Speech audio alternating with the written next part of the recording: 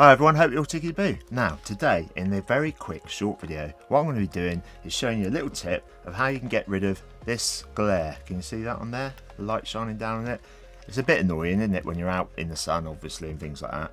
And at the moment, DJI or anybody out there, no Skyreach ones, no Polar Pros or anything else, you seem to be doing anything other than getting one of those like covers that you can put on the top. And to be honest, I find those annoying.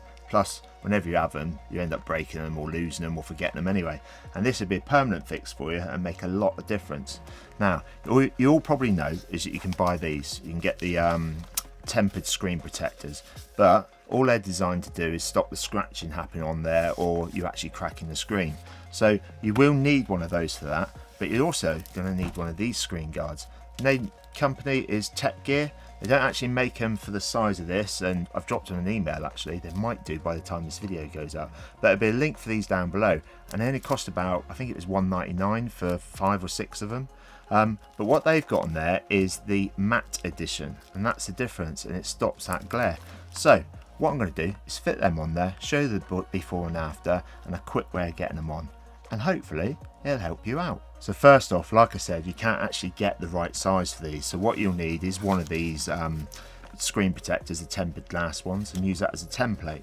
Okay, get a nice sharp Stanley knife and place it down and use it as a template. So like I said, you get loads in this. If you make a mistake or cock it up, then you know, you can have another go.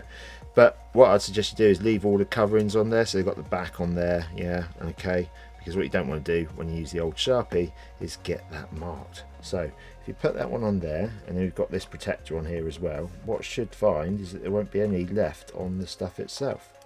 Just hold them in line. Now they are a bit slippery, okay, and then just get them nicely in line. And you could cut these with a scissors, I suppose. Alright, but get that done.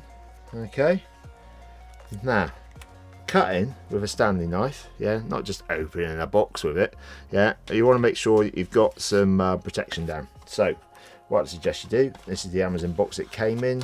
In fact, I'm going to double up here, pop that underneath as well so it doesn't go through. Now you can go overkill and get a nice straight edge like this. Alright, don't know if you can see that, it's level. Alright, and then you know that you're going to be spot on, he hopes anyway.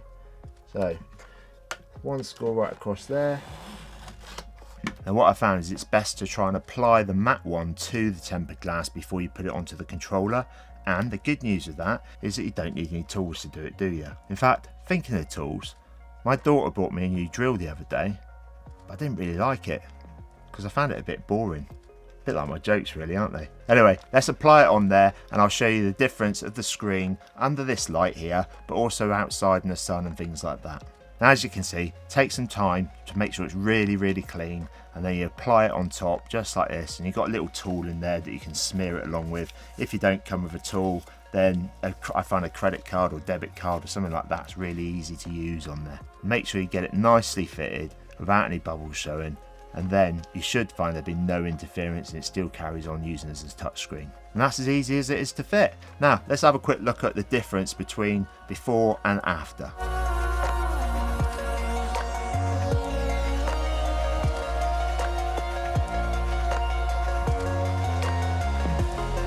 So there you go, hopefully that's going to help you. Now I've got another couple of videos coming soon, and to be honest with you, one of the things that really annoys me with this one, and I've got them all stuck in here, is this, yeah, because I'm worried you're going to damage them, and there's no real way of locking them in.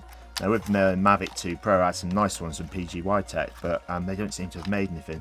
But I've been online and found quite a few different ones out there, so what I've done is ordered half a dozen of different ones, and they'll be on the way through Amazon and direct from AliExpress, is it, and things like that.